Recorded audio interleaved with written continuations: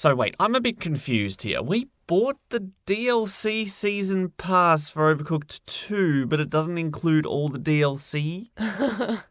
No, it doesn't. But there's 4 packs and you buy the pass and it looks like it's going to be a good deal and then you get 3 of them. That is... I would like to speak to the manager. My meal is unsatisfactory. The Gaming Lovers Podcast with Brendo and Jem. G'day and welcome to episode 97 of the Gaming Lovers Podcast. I'm Jem. I'm Brendo, episode 97, and we're going to be talking about the remake of a game that came out in 1997. Ooh. It all ties together. The Final Fantasy VII remake demo has arrived. We've both played it. Yes. I'm a Final Fantasy VII veteran. You are a fresh new kid on the block with no preconceptions of what Final Fantasy VII should be. Well, I do know some spoilers because, let's face it, it's been out for so long, and if you don't know what happens to certain characters... No, we don't have to deal into spoiler territory. Let me just cover that mouth. We're going to be talking about the hits, the misses, the graphics, the sound, the gameplay, the difficulty, the new combat style, everything that we could gather from the demo, from experienced eyes, inexperienced eyes. I mean that in a Final Fantasy VII sense, not as a gaming... Don't be angry with my choice of words. I'm not angry. I think, though, it's good that we can have both opinions and perspectives, I guess, because when they do remakes like this, you obviously have those loyal fans that have been begging for this, but you've also got a new audience that you also have to cater to as well. Correct. So whether it strikes that right balance, we will see. We'll find out later on in the episode, but of course we are going to start with gaming goals, gaming goals, gaming goals, gaming goals. Why is every time I do a deep voice, it just becomes like a monster? Most monsters, I guess, we associate with deep voices, which isn't always the case. Trying to think of an example from pop culture, and my brain is just not cooperating right now. As far as a deep voice monster or a high-pitched one? High-pitched voice monster. Well, was it Yzma from The Emperor's New Groove when she turns into a cat? My voice! It goes really high and kind of cute. Perfect. And so she's not technically a monster, but she's a bad character. She's she the is villain. a monster. The thing she does. But she also has to put up a lot from when Cusco was a jerk. So, I don't know. She's in a bit of a grey area as far as a villain in a movie. Anyways, we're so sidetracked. What's the sidekick's name? Gronk? Yes. Kronk? Kronk. The way she treats him, that proves she is a monster. Anyway, back on topic. It's gaming goals time. What have we achieved in the past 7 days? Video game-wise, have we achieved the goals we set? I didn't have many goals last week. You didn't? No. I'm grateful for that. I've been playing 2 Point Hospital, thanks to you. Blame me. I will. Why do you have to put that in there? Why do you have to say thanks to you? Because you bought it out of the blue. You didn't buy it. You got it for free with the Xbox Game Pass. But right at the end run of 4 and Feb, you're like, oh, you play this game. And what did I do? I played it. I was like, Snow White, and you were the witch. And April? I'm like, ooh, that looks juicy. Basically the equivalent of me kneecapping you with a crowbar if we're doing a cooperative race and I just want to come in first. Come on, we're both 3 games through 4 in Feb. This is great. Smack. Have 2 Point Hospital. That'll keep her busy for a while I charge ahead and finish my 4 in Feb. Uh-huh. But you are enjoying 2 Point Hospital, the hospital management sim with very serious ailments. The world in its current state needs as many qualified medical professionals as possible. Yep. And you are qualified to cure what sort of illnesses? Or people who get, pots and pans stuck on their head. A frequent occurrence. There's people who have delusions of grandeur as far as thinking that they're Freddie Mercury that strut into the hospital, which that's kind of amusing when there's about 10 of them that come in at once. There's a lot of just very unique, like a lot of puns. Some of them feel quite lightheaded too. Yes, where they've got light bulbs for heads. And watching the procedures go down, like their whole head gets removed and then suddenly it's like you've got to grow a head back. They're like, okay, that's an interesting way to go about that. Completely accurate. Yep. Representation of the medical practices that I've experienced. Seeing the queues, though, that build up just for the GPs that everyone has to go through before they can do anything else, that is accurate. Please take a number. You'll be seen about 45 minutes after your appointment was supposed to start. Some of the, like, you look at some of the patients that have been there for a while, how many days they've been in your hospital, and some of them are, like, nearly been there for a whole year. You're like, oh, my goodness. A year. Because time, like, passes so fast in the game that, like, every minute is like a day, possibly even less. So, yeah, some people have been stuck there a while. What a great way to spend the year. Oh, just hanging out in the waiting room. So this is an open-ended style game. Can you actually beat the game? I presume know. so. I assume once I've built everything and 3-starred everything, I don't imagine that there's much more to it. And when you do that, do you think you'll continue to play it without that dangling carrot? I don't know. We'll see if I burn myself out. I might even burn it myself out before then. Sometimes I do with these games. But I did do my goal. Last week I said I wanted to unlock another hospital, and I did that. I've actually done 2. So I've moved on now to a place that has constant earthquakes, which damages my hospital's like machinery. And so if a patient's in the middle of like a scan or something, then they die, basically, usually when the earthquake hits, because they're in the middle of being healed and the earthquake interrupts it. That's not good. No. Let me just do this delicate surgery. Oops. Rumble, rumble, rumble. And bits of the ceiling collapse and you have to have extra janitors and stuff, like custodial staff, to basically clean up and fix everything that broke. So it's a bit more frantic. And this is like only, I feel like I'm still in the early stages of this game. That's what I love about video games, though. They can so quickly escalate from this is nice and peaceful, relax, have fun, build a hospital, it'll be great. And then a couple levels later, the roofs are collapsing and chaos is breaking out. You're going to have like dinosaurs breaking in through the windows and a few more, I'm sure. It's just the way these things go. Yeah, that's usually what I used to do deliberately in SimCity, was summon Godzilla. I'd get to a point, I'm like, I'm broke. I can't do anything else. Send in the disasters.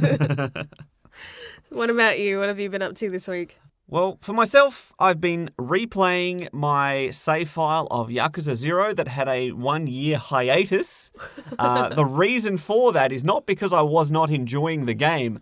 I just had a bit of series fatigue. Yep. If you try to play the same series back to back to back to back to back, it starts to wear on you a bit. And since I beat 3 Yakuza games in 2018, 3, 4, and 5, going straight into 0 was a bit much. So early 2019, I did put that on ice for a bit. I expected it to be a few weeks.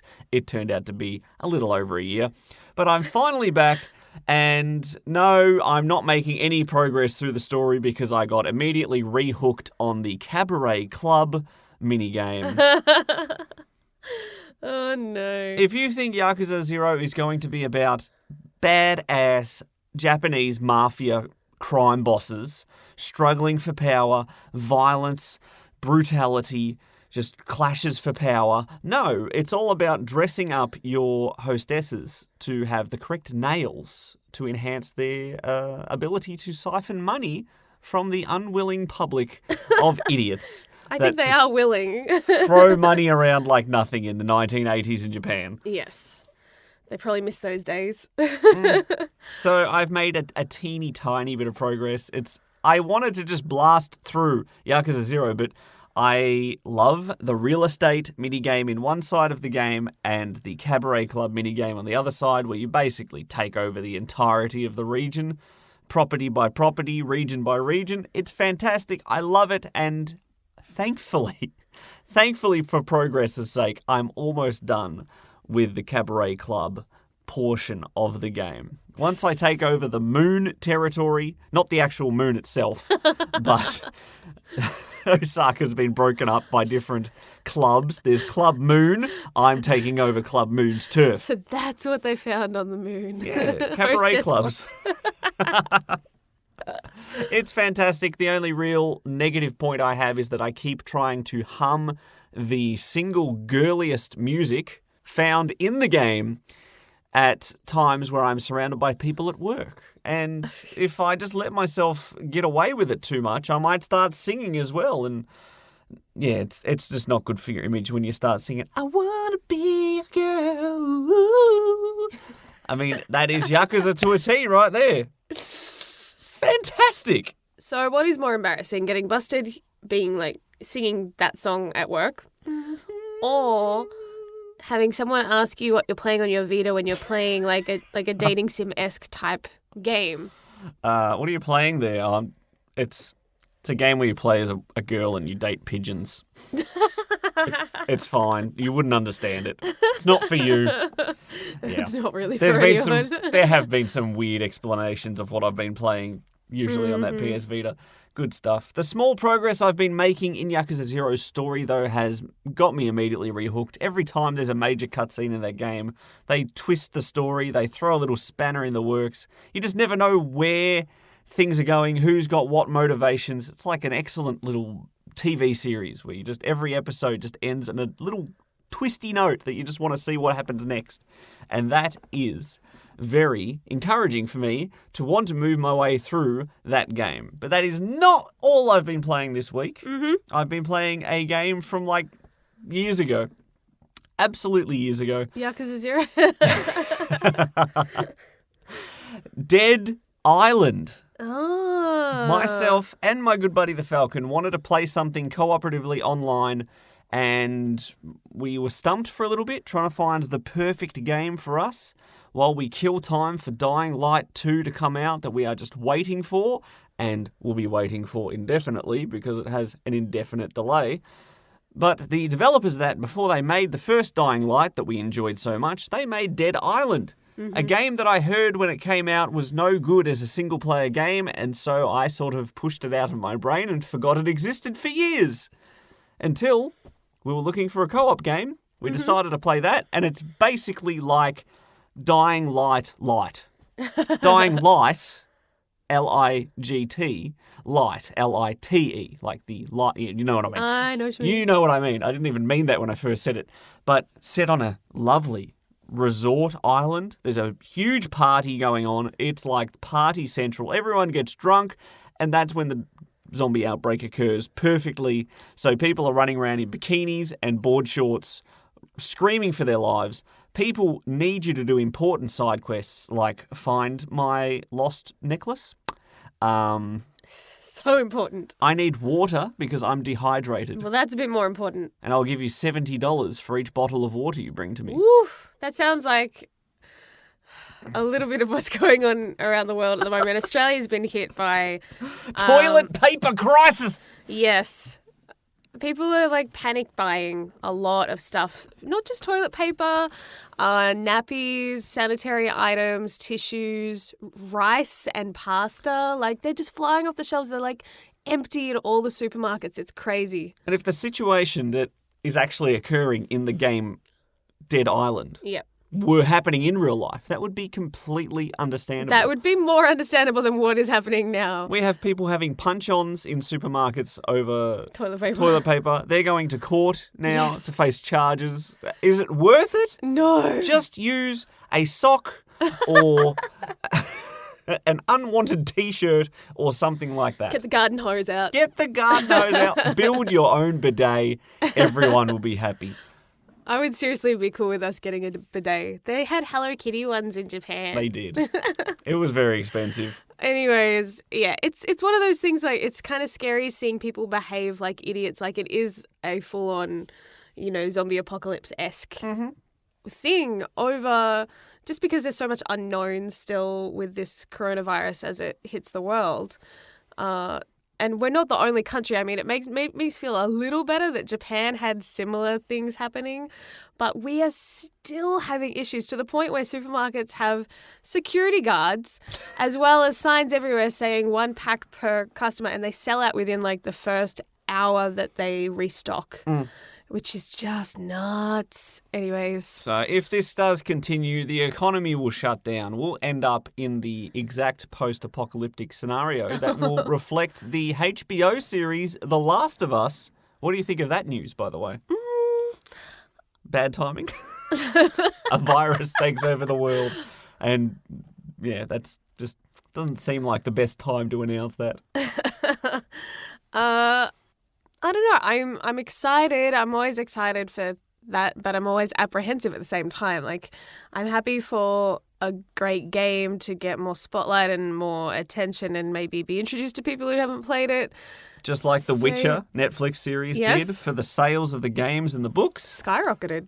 I thought you would say Skyrim. I'm going to say that's not No. The Witcher. But Skyrim would be pretty awesome, or something set in that realm for a series.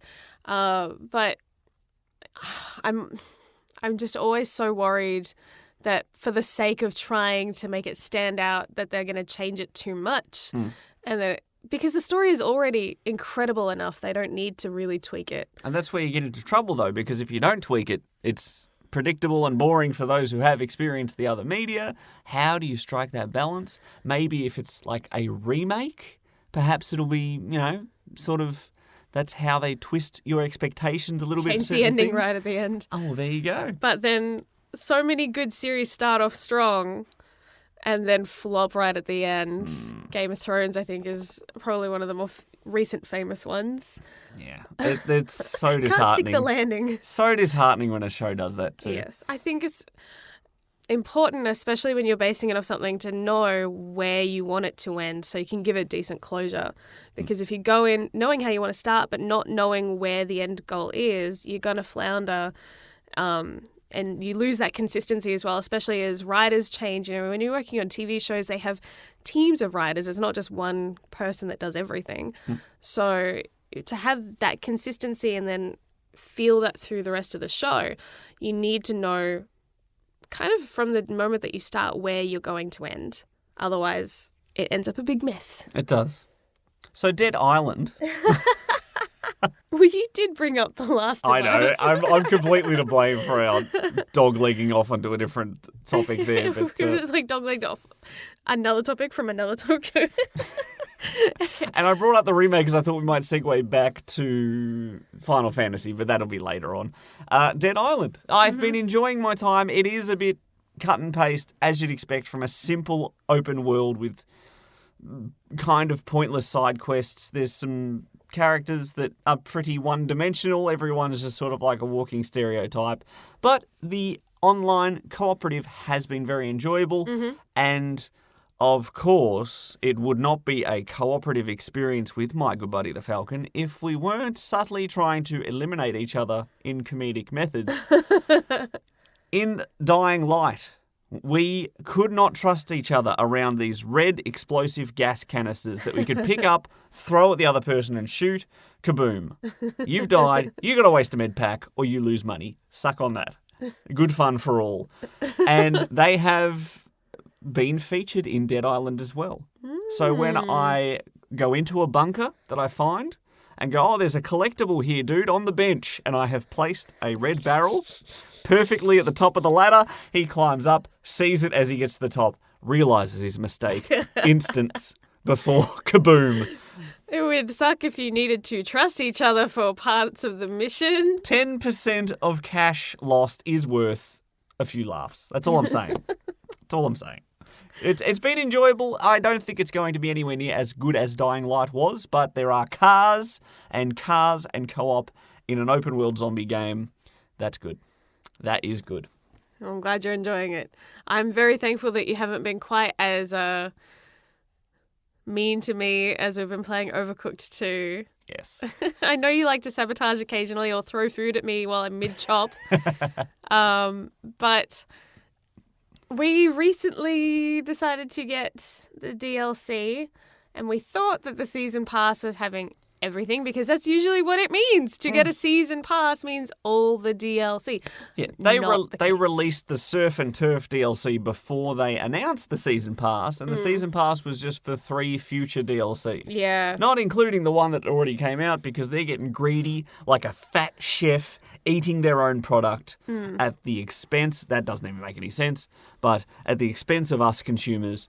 They just want our money. And look, we were having fun with Overcooked until we bought the season pass and then realised we didn't get the Surf and Turf. Yep. And I ordered the Surf and Turf. I thought it was the special of the day, and it was not. We should have read the actual details of it. Who reads terms and conditions? Who reads what's actually featured in a season pass these days? Goodness me. We've only just started those DLCs, though. Maybe we'll update the deets on our enjoyment of those next episode. Yeah. Or whenever we actually get through it, because if you learned anything from the gaming lovers over the past 96 episodes, it's that sometimes we set gaming goals and life gets in the way. Yes, we just get distracted by something shiny. Speaking of which, we actually put down a rare pre-order. Persona 5 Royal, come at me. Come at me. Seriously, is it the end of March yet? Almost. Almost. It's the start of March. We're still in the first half of March, but we'll be there soon enough. Yeah. But the only other thing we really played this week is the Final Fantasy VII Remake demo. Yes. We will be right back after this break with our thoughts, opinions, and everything else. You're listening to the Gaming Lovers Podcast. Want to join the conversation? Visit thegaminglovers.com. Record your comment or question by clicking on the button on the right-hand side, and you could be featured in the next podcast. It's kind of no surprise that the Final Fantasy VII demo featured pretty much all the same stuff that we've been seeing in the trailers.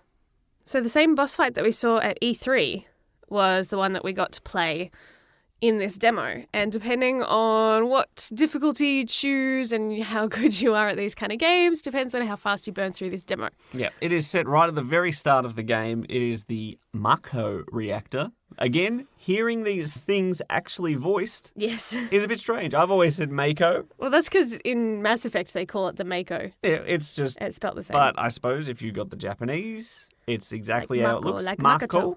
There you go. But the Mako reactor and the start of the game, and you go through, you have a boss fight, you have the timed sequence, all pretty standard as you would expect from Final Fantasy VII's intro. Now, what is interesting is we are not getting it pushed in our face that this is actually part 1 of Final Fantasy VII Remake. Yeah. Let's not forget they indicated early on when they announced this project it was going to be episodic. It was going to be gradual releases. And here we are, and I'm sure on the box art it's just going to say Final Fantasy VII Remake. But all we've seen so far is the city of Midgar, and that's as far as I think we're going to get in this version of Final Fantasy VII Remake. Unless they pull a Swifty and go, oh, we threw in everything. Enjoy. That would be very nice. It would be really nice. I think that's a great way to get a thumbs up from fans. You know, I feel like if they do try to do it episodic, people will accept it, but it will lower the score, both the ratings that they get from critics and from fans. So it depends, I guess.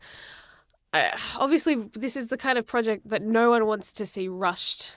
And it doesn't look rushed, the parts that we have played. This sort of surprise has been done in gaming before. With Metal Gear Solid 2, they had the trailers, showed this lovely tanker level, Solid Snake's back, everyone's excited, and you play that for like 2-3 hours and then you move on to someone else in a different area and everyone's like, what the heck is this? That was kind of an unwelcome surprise for many, but could you imagine the feedback if by some miracle, now there's absolutely no chance of this happening, but if they'd actually put the entirety of Final Fantasy VII hidden away that no one has ever seen before in this remake, that would be some shocking news. Shocking news. A lot of people say the highlight for them when they played through the original Final Fantasy VII is getting out of that city. to see the whole wide world. Yep. Now, your experience along the Final Fantasy scale is kind of limited. 13 and 15. A little bit of 12. A little bit of 12. 13 in particular, you got narrow corridor. You're sort of followed through linear areas until finally the world opens up much later than most Final Fantasy games. But you still get that impressive sense of scale and freedom. That does come in almost every Final Fantasy game.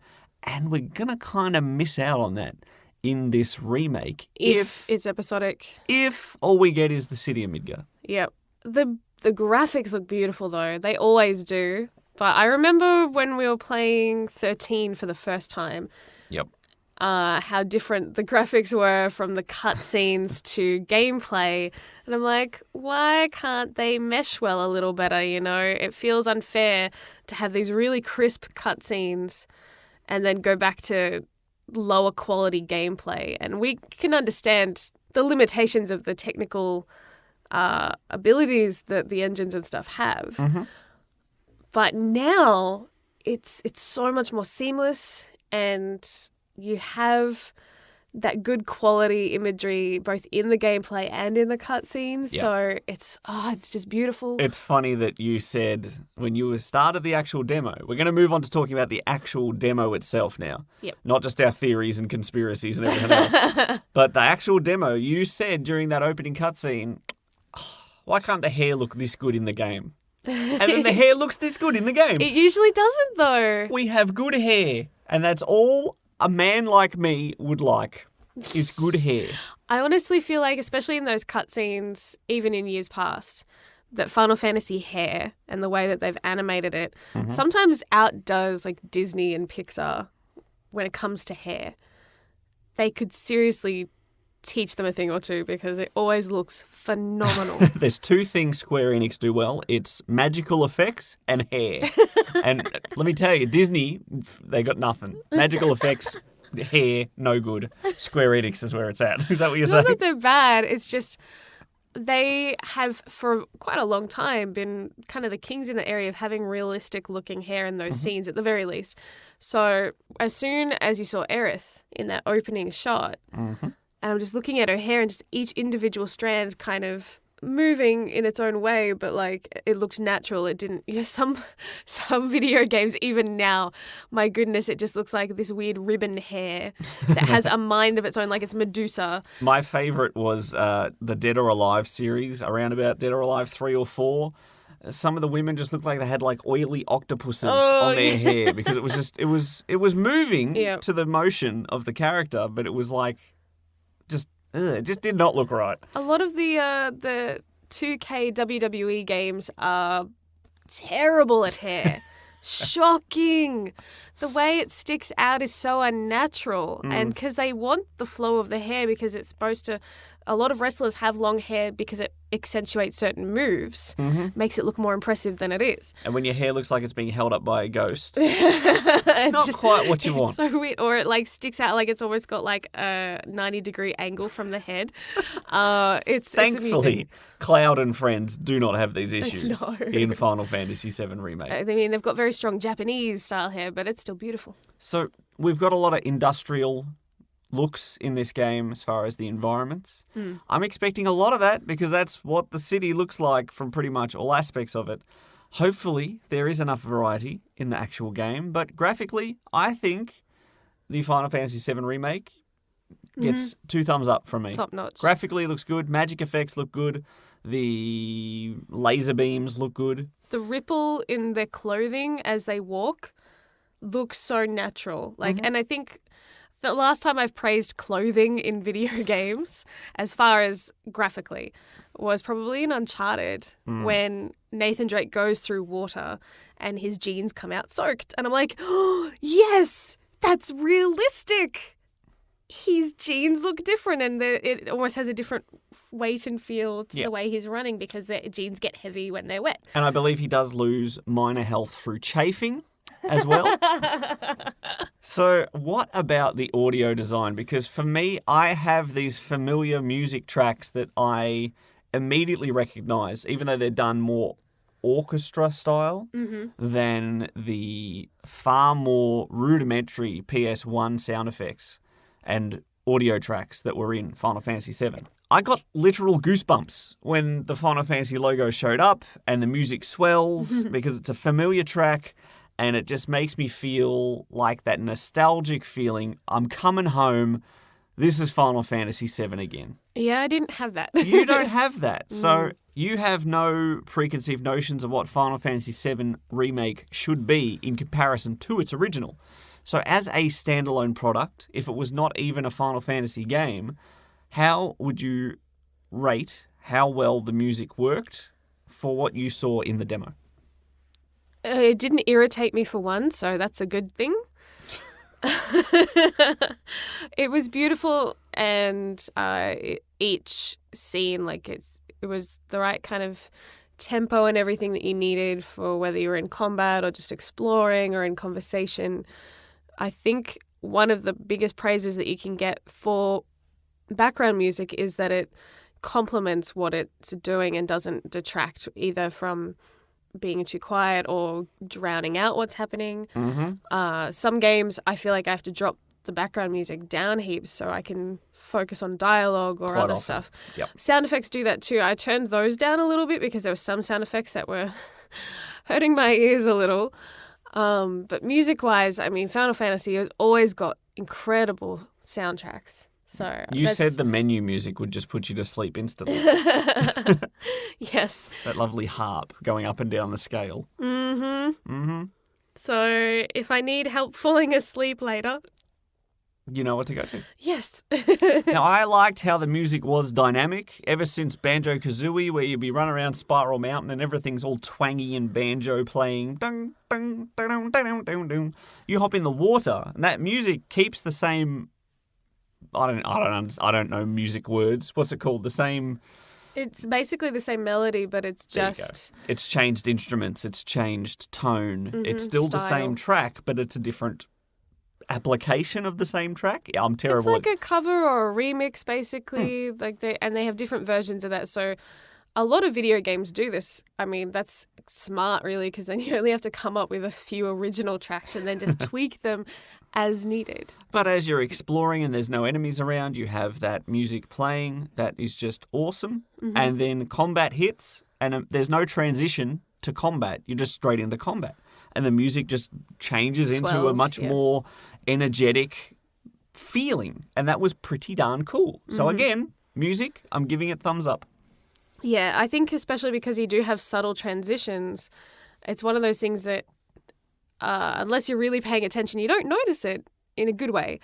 Other games, like playing Trails of Cold Steel, for example, it can be a little jarring jumping in and out of combat because they've always got key tracks that they play when you're in combat, and then as soon as you're out, you're back to the music of that area that you're exploring. Yep. And Final Fantasy VII, the original, was absolutely no different to that. You'd enter combat randomly, the screen would fuzz out, and it would start that track for combat right at the start of that combat track. Yep.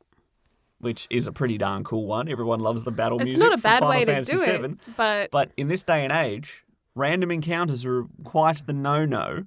We don't like those. And to have the music flow perfectly into combat as you perfectly flow into combat, good stuff. Now, very good. your field of expertise, voice acting and characters.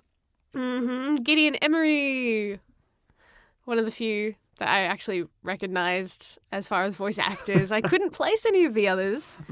Quite a few of them are basically video game debuts. Oh, that's cool. That's a solid entry to start with then. Yeah. When Cloud showed up, I'm like, I know this guy's voice. I'll look him up. Nah. No video game credits apart from Final Fantasy VII Remake. I'm like, oh, okay, maybe I don't know this guy's voice.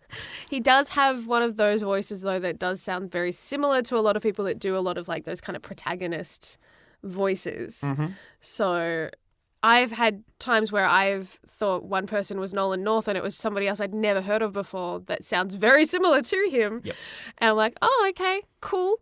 Kudos to them for getting work. Well done. Well, let's work up our way through the roster. There's only a few minor characters included in this demo itself. Yeah. We've got Biggs and Wedge, which there's always a Biggs and a Wedge. Yes. And so for those who know, they're really obscure Star Wars references. It's a bit of a nod there to Luke's buddies. There's always a Biggs and a Wedge, and thankfully, they made the jump to Final Fantasy VII Remake. Wedge himself is the larger chap. Mm-hmm. And what did you think of Wedge? I liked him. He seemed sweet. And I also liked that he sounded out of breath as he was running around because that made it feel more realistic. Because he's like, you have another guy that's big as well, but he's all muscles. Mm. So seeing Wedge, who is big, but because he's overweight, he's portly, keeping up with his mates, but like obviously getting out of breath each time they have to stop somewhere and just sounding a little more gassed. Well, they must have mixed it up because he is not Biggs, he is Wedge. And speaking of Biggs, Gideon Emery, like you said. Yes. Sounding less English. No. Yeah, his full American accent out for us to hear, but he, for me, is known more as Fenris from Dragon Age 2. Mm-hmm. And he even made a cameo, I think, in How to Train Your Dragon 2, which I may have squealed a little too loudly when I heard his voice. I'm like, yay, it's Fenris. So it was one of those voices that, like, I recognized, but I could also hear that, like, obviously he's putting on an American accent, so it's not quite the same voice that I've come to love, because Fenris's voice is one of the best. I knew she'd go off on this. But seriously, a lot of people say this, though. Like, he's just got a great voice. Gideon's voice is amazing. So Biggs as a character, not just the voice. As a character, what are your impressions? Having no preconceptions, again, this is your first experience with Final Fantasy VII Biggs and Wedge. He probably left the least amount of an impression on me, aside from obviously the voice actor. Oh, I was going to say the voice acting must just not have had the same effort as everyone else. No, but he's not really, like, he disappears to kind of hold one spot partway through the demo. So he's there guarding a door or something, and so you just don't see him for like a good half of it. How convenient. He's just out of the way. He's just, I don't trust him at all. He looks like a jerk. Anyways. And what about Jessie? Jessie's fun. Bit of a flirt, but also, you know, doing her job and keeping up with the boys. Mm-hmm. The high energy in complete contrast to Cloud's. You need someone like that, though. If you've got a protagonist that no sells, that just is very either straight-laced or too gruff and grumpy, you need someone that's a little bit optimistic and happy to soften them up. Otherwise, they become unbearable to be around. You know what I mean? But that's what, like, students and stuff like are paired together like that at school.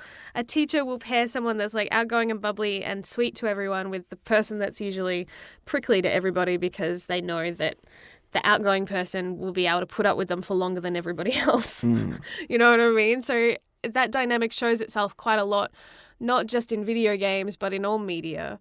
It's what makes buddy cops better too. Yeah. Because you've got that.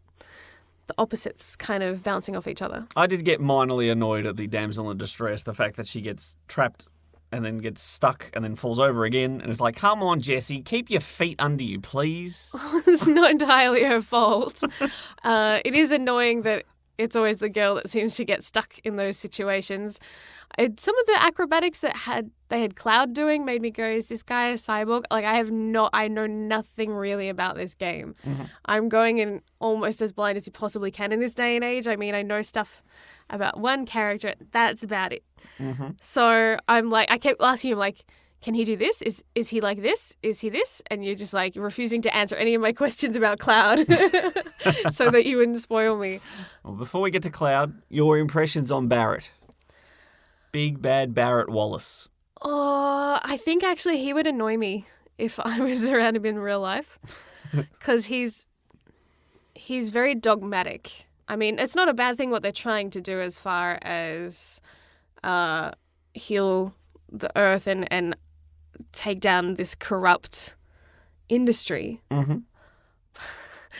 But the fact that, like, he's getting annoyed at a mercenary for being a mercenary and caring about being paid more than the mission that he cares so deeply about. I'm like, that's not fair to kind of get upset with someone because they don't have that same die-hard passion that you do. So that irked me a little. Yeah, the thing with Barrett's dialogue is that even in the PS1 Final Fantasy VII version, he's loud, he's obnoxious, he's very loud. Yes. And if you try to translate that onto a fully voice-acted, fully 3D, high graphic render with realistic facial expressions and everything else, he seems a bit too much just like a African-American caricature at times. A little bit, yeah. Just a bit past that line. Now, that it can be. I know some people who are like that, and there's nothing, it's just an interesting choice because they had to try to preserve that from the character, but it was, 23 years ago? And it also does happen quite a bit, I think, in some Japanese games, is at least at the beginning. They start off very two-dimensional, very caricatured, and you're like, oh gosh, guys, these are such shallow characters. These are gonna just annoy me all game. And then by the time you reach mid or even the end of the game, there is so much more to them. You're like, okay, respect. You've built them well, and there is a lot to them. So hopefully, oh my gosh, I just want to say so much. I know because you know more about him. Yep. Hopefully, though, there is development with all of these characters and we get to see more about what makes them tick. They've obviously given us lots of little Easter eggs about Cloud with his little headachy kind of moments and things like that. Part of me is like, has he got a computer chip in there? But if he is a cyborg, then he might be, or like a cybernetics. I keep thinking of like Detroit Become Human and he's rebelling against. He's an android. Yeah. So many theories. Most importantly, on a scale of 1 to 1,000, how badass is the chain gun on Barrett's arm? That looks very heavy and painful. That's why he's so muscular. He needs to be. How does he reload that? How does he keep it powered? I have so many questions about that too. Is it right off his lifeblood? Runs off Marco, it's fine. It's interesting. It's an interesting character design.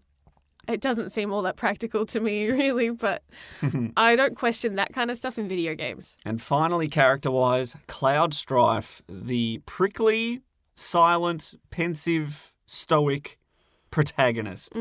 That sort of protagonist annoys a lot of people. It can, and that's again why you need characters like Jessie to soften them. And I think why Aerith, I'm pretty sure Aerith is a key factor in him softening later on in the game. You see at the end of the demo, they show you a few little like scenes without any, you can't hear any of the dialogue or anything else. But you see them meet and her giving him the flower, and you just know that she's going to be a catalyst for him as far as either choosing to get behind a cause or at least not be as prickly as he is. I love hearing your theories on this. This is why I enjoy introducing you to things that I already have a lot of experience with. Yep. And you do the same with me for TV shows Totally. and things as well. It's so enjoyable. And that is part of the factor why we have been so in love all these years. We're willing to try things that the other person already loves and amalgamate it into our own life. And this is a perfect example. There you go. So does Cloud Strife annoy you? Inspire you? Is he cool? Is he a jerk? What do you think? From your short time witnessing him in his spiky hair. He doesn't annoy me, but he also doesn't... I haven't been drawn in just yet, but it was such a short demo. Yep. You know, like, you need more time to get attached to these kind of characters. Yeah, that's the wrong answer. He's cool. That's all we have to say. Cloud Strife is cool. He's fascinating. I think I'm like, I want to know, like, there's obviously a lot to his history because he keeps evading pointed questions. And to me, those kinds of people make me want to ask more questions. I'm the kind of person that, like, if you try to be evasive with me, I'm not going to have a bar of it. So you have big questions about Cloud Strife. I would be kind of like Jessie and be like, keep prodding until I get my answers. So I guess... Yeah, it's funny that I can relate to the Jessie character. Now, as far as combat style and difficulty, do you think it was good? enjoyable. It's early on. You have a very limited skill set as far as abilities and party members and everything else that makes for a good RPG. Let's not forget, everyone hated the start of Final Fantasy XIII with its combat system that was basically just hold X to win. But as you got further in that game, you would get nowhere with that strategy. No, you had to be good at it. You had to adapt new tactics. You had to transform different items. You had to do different paradigm shifts in that game. So as simple as it might feel at the start, if you're playing this demo and going, it's too basic, it's just too basic, this is no interest for me, you're missing the whole materia system, summons, everything else that comes with Final Fantasy VII. So as a basic early introduction to this new combat style, did you enjoy it? I did. I had moments of panic just where, especially when I kept getting hit by some of those big blasts in the boss fight and my health kept going down. I'm like, pause. Can I pause? Well, you can pause, as long as you have an ATB thing, Phil. Well, I don't know if that fully pauses or like super slows it down. It does super slow it, to be fair. So there is still a bit of a time frame and they'll still be talking and yelling at each other while you're in that like slow-mo moment. What was funny is that during one section, Cloud told Barrett to use his lightning attack, and you refused to actually use it. You had your own strategy in mind, and so Barrett then, when Cloud said, didn't I tell you that we should use lightning on this? Barrett then said, I'm not sure if I trust you on this call. So it's kind of funny that your gameplay choices tied into new dialogue that I hadn't heard, and that was very fun. Very fun. I liked this combat style. I thought in a JRPG in 2020, if you want it to not be completely turn-based, this is a pretty good way to do it. Yeah. It does feel a bit Final Fantasy 15-ish. Yes. Combined with a bit of Kingdom Hearts combat style. I'm all for that. So as long as this game continues to throw new dynamics into the mix, I'm happy with combat. But you can also change how you play too. There was classic mode available, which to me sounds a bit more like 13 in the sense that it's going to auto fight and then all you have to worry about is your special attacks and doing the micromanaging side of things. Yep, more of a tactical. Just issue the commands like a general and it'll execute them for you. I still think I like to choose when to swing a sword. I guess it really depends on what kind of gamer you are, but it's nice to know that there are multiple options. And I think if you got bored with one way, you could always try another as well and mix it up. So it's kind of cool that you do have those options. I was very grateful that the demo let me tweak things like the settings and stuff like that. I was a bit worried that I wouldn't be able to change things like the Y-axis or the background music and stuff like that. Camera sensitivity. Yes, the camera sensitivity was a little too sensitive for me at first. So like, no, I'm swinging around too fast. Yep. All little things, but as long as the options are there, yep, it gets the plus from me. So the final decision we have to make is, would you think it is worth a day one purchase? It's coming out in a very busy time frame in this March-April time. What do you even call it? First, second quarter? It's sort of right on the dividing line of first and second quarter. So it's just in this busy 4-week schedule. We have Animal Crossing, Persona 5 Royal, Resident Evil 3, Cyberpunk's not too far later in the year, but you got The Last of Us 2. There's games galore in this first half of this year. I don't think, for me personally, it will be number one on the demand list, purely because I'm kind of the person who doesn't like to get invested in something and then leave it halfway done. Yeah. And then have to wait 3 years for Final Fantasy VII Part 2. Yeah. I think the pragmatic wise part of me wants to say, wait at least a day or two, find out, because inevitably it will hit the internet, whether it's in reviews that are embargoed or in Twitter, on Reddit and stuff, from the gaming universe out there, that whether it's the full game or not, that will come out as soon, because there'll be someone that'll blast through it. You just know. So I just got to wait for that one person to tell us whether it is just a section of the game or the whole thing. And I think that will dictate whether it's worth the price of what they're asking as well. Because if it is only part of a game, then frankly, I can wait till it's on sale. Yeah. And closer to other parts of it coming out, or even wait for all of the parts to come out and then just get it all at once. And the argument is it may only be part of the game, but they've stretched that out to be the length of a normal Final Fantasy game. Yep. I hope that stretching is not just pulling it too thin with bad content. But filler stuff can be dangerous. there's so many unknowns. The Resident Evil 2 remake, which sort of set the bar for remakes recently, basically said it's the same framework, but we'll throw in some new dynamics, some new combat abilities, some new twists, some new turns, but you will still have a game of the same length, the same style, the same everything. It's just better.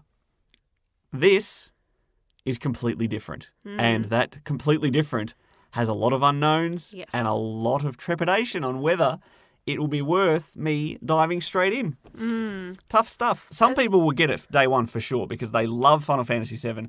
Some people will get it because they love JRPGs. Whatever. It's all good. You're welcome to.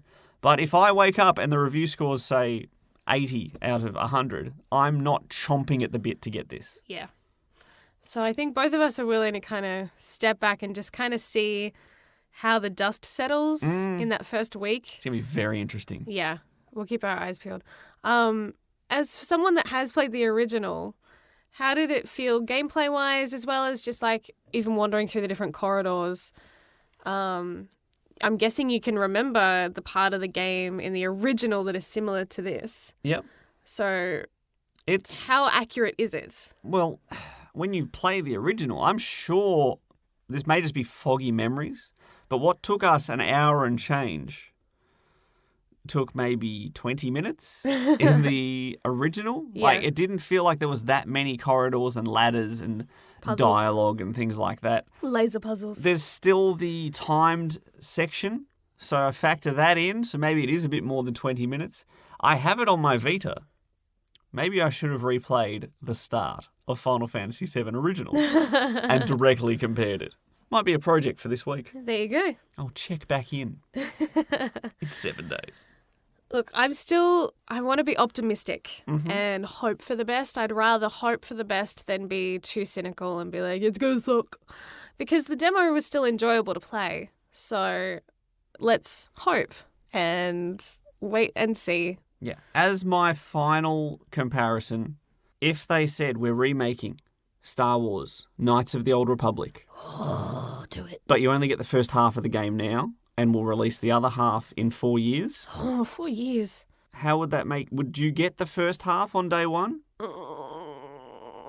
That's hard because that's one of my favourite games. Exactly. And that is what a lot of people are facing with this game. We have to wait and see if it's... Now I can relate a little bit more. Now it's hit right in the heart.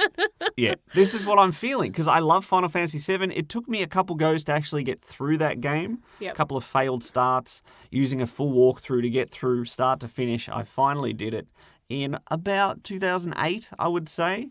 Yep. So it has been a while. But I really enjoyed Final Fantasy VII. It is one of the iconic, defining games of the PS1 era.